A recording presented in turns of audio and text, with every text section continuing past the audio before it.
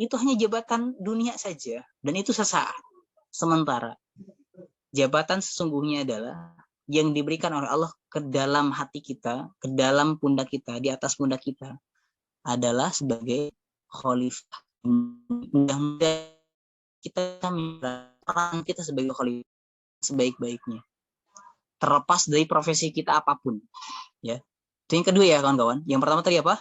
Yang pertama tadi ibadah, yang kedua khalifah, peran kita sebagai manusia. Kira-kira yang ketiga apa? Ada yang tahu? Yang ketiga ada yang tahu? Ini mohon maaf kalau sedikit trouble.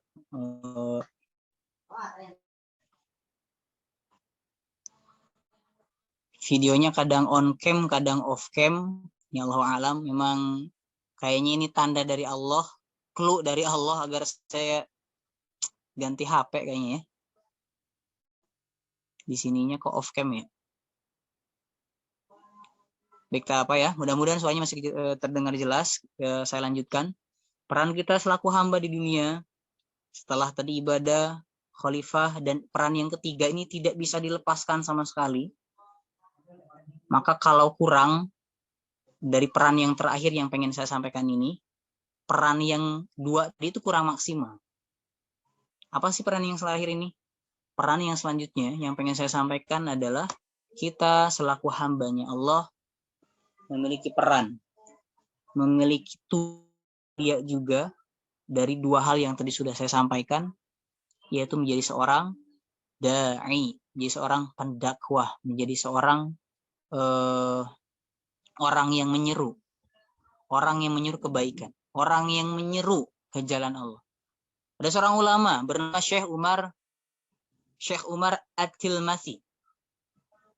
Pernah berkata beliau, nahnu du'at qabla kulli syai'in.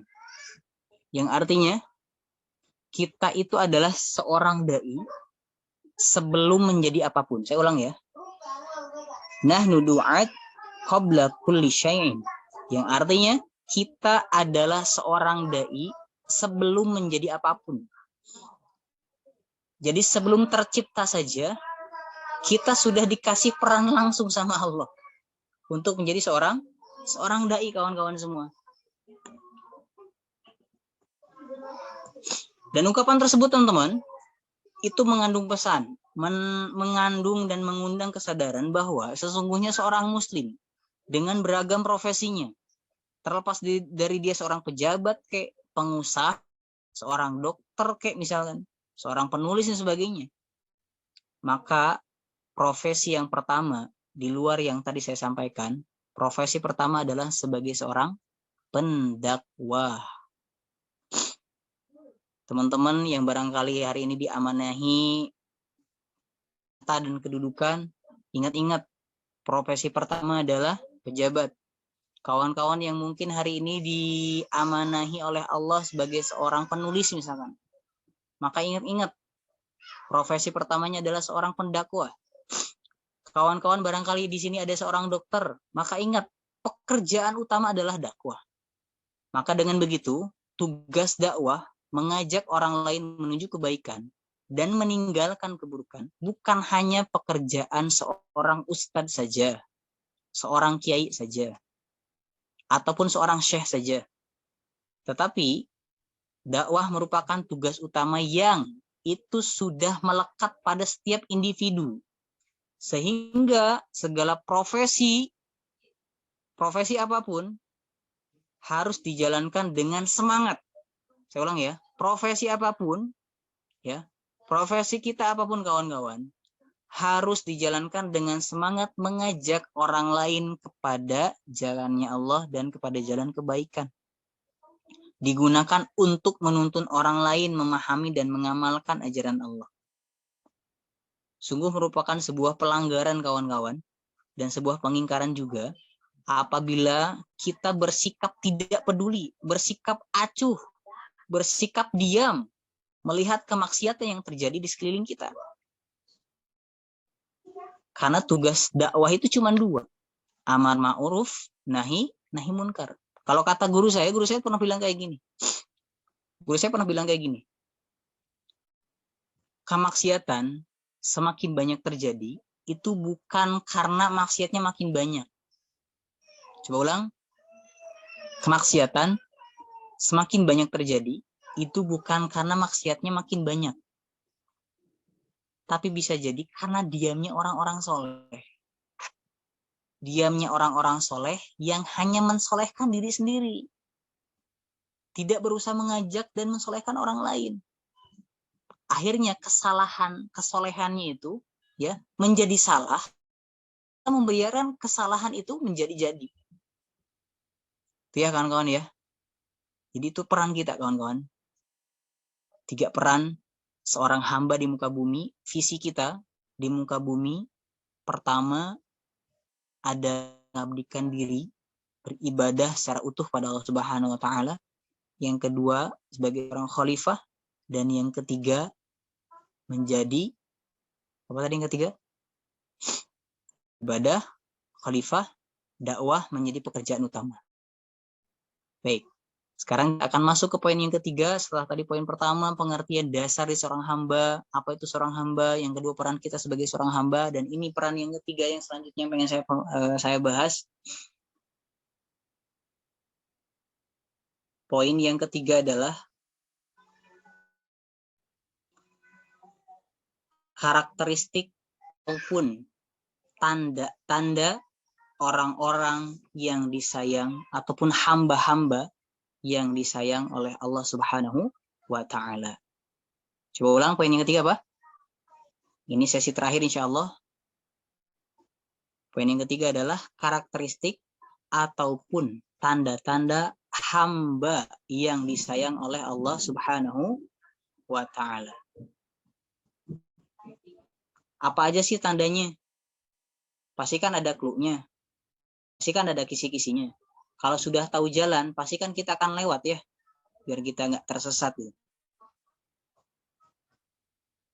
Maka ini adalah beberapa alamat yang tujuannya adalah agar kita bisa mendapatkan kasih sayang Allah Subhanahu wa taala. Nah, ini saya tampilkan dulu slide-nya ya sebentar.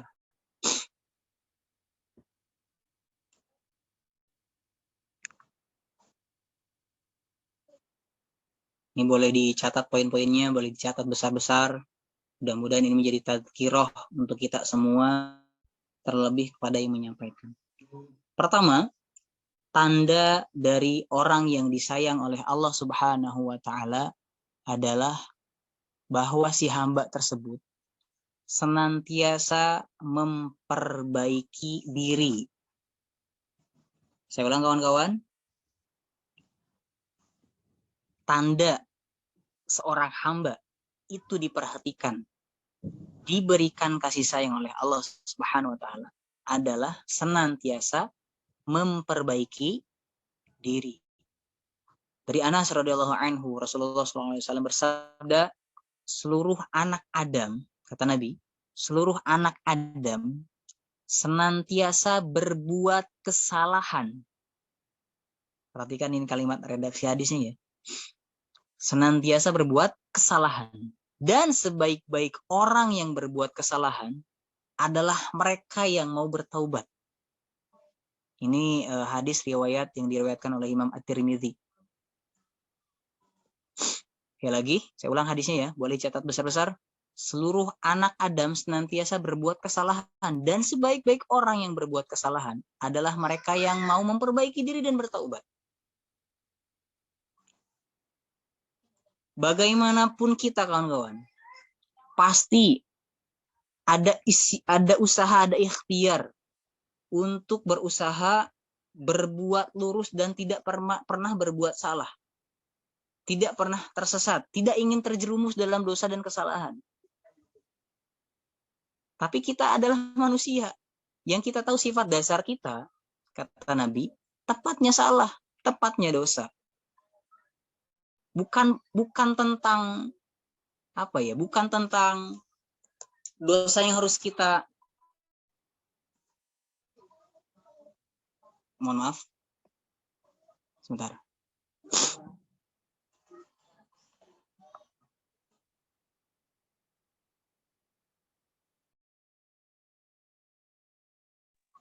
Cek. Kang Riza, suara saya jelas? Jelas. Aman. Jelas ya. Baik. Dari sampai mana? Mohon maaf. Ya. Sekuat apapun ikhtiar kita, pasti ada momen di mana satu titik di mana mungkin kita pernah berbuat salah. Maka ini pun dikabarkan juga oleh Nabi Shallallahu Alaihi Wasallam, istiqomalah kalian dalam kebaikan, namun kalian pasti tidak akan mampu. Inilah sifat dasar kita, kawan-kawan. Tapi ini bukan berarti dengan hujah yang tadi disampaikan, sabda Nabi yang tadi barusan disampaikan, bukan berarti, oh kata Nabinya gitu ya, kita memang tempat salah. Akhirnya dijadikan dalil pembenaran kita berbuat maksiat gitu. Ini dua kutub yang harus dibedakan, kawan-kawan. Seseorang yang senantiasa berusaha beristiqomah dan berusaha untuk tidak salah, akan tetapi meskipun berusaha semaksimal mungkin, suatu saat pasti dia pernah terjerumus dalam kesalahan. Karena itu adalah sifat dasar manusia selama dia adalah anak Adam, kata Nabi Muhammad SAW. Dia pasti melakukan kesalahan. Oleh karenanya, Nabi juga menyampaikan dalam riwayat yang lain, sungguh beruntung orang-orang yang mendapati dalam catatan amalnya, dia memperbanyak ataupun membaca banyak istighfar. Sekali lagi dalam riwayat lain, Nabi menyampaikan, sungguh beruntung orang yang di dalam catatan amalnya melisankan banyak istighfar. Maka dengan memperbanyak istighfar, efek sampingnya adalah satu, akan mengundang cintanya Allah, dan yang kedua, mengundang kasih sayangnya Allah. Qul in kuntum tuhibbunallah fattabi'uni yuhibbukumullah yaghfir lakum dzunubakum. Diampuni dosa-dosa kita dan dicintai oleh Allah Subhanahu wa taala. Maka sekali lagi, poin pertama daripada karakter orang yang kemudian dicintai dan disayang oleh Allah adalah dia senantiasa memperbaiki diri. Yang kedua, karakter yang selanjutnya, tanda seorang hamba dicintai oleh Allah adalah Allah mudahkan langkah hati dan langkah kakinya untuk berbuat kebaikan. Kira-kira kita ada di posisi mana nih? Malas berbuat kebaikan, mau sholat itu susah, sholatnya gak husu, udah susah, udah memalas, terus gak husu, atau sudah ngerasa mudah ketika berbuat kebaikan, sudah melakukan kebaikan satu, kemudian Allah hantarkan lagi kepada kebaikan yang lain. Kira-kira kita ada di posisi mana nih? Kalau saya mencurigai diri saya sendiri, kayaknya masih di tipe manusia yang kayaknya masih berat dalam berbuat kebaikan. Maka dalam hal ini tentunya kita belajar bareng lagi ya kawan-kawan. Dan ini memang menjadi salah satu karakter terbesar juga daripada hamba yang dicintai oleh Allah. Jadi saya pernah belajar dengan seorang guru. Guru saya menyampaikan kayak gini. Langit itu sesungguhnya banyak pintunya. Banyak pintunya.